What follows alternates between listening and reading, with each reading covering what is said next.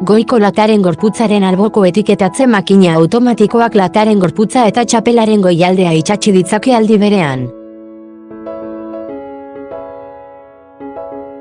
Etiketatzearen zehaztasun handia, zatitutako urratseko motorra edo serbo motorra etiketak bidaltzeko, entrega zehatza, etiketa uhalaren saihesbidea zuzentzeko mekanismoaren diseinua.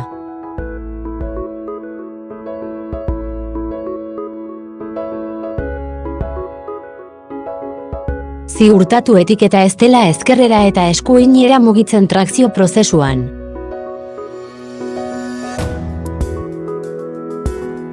Trakzio mekanismoari aplikatutako teknologia eszentrikoa, trakzioa etiketa ez da irristatzen, eskaintza zehatza bermatuz.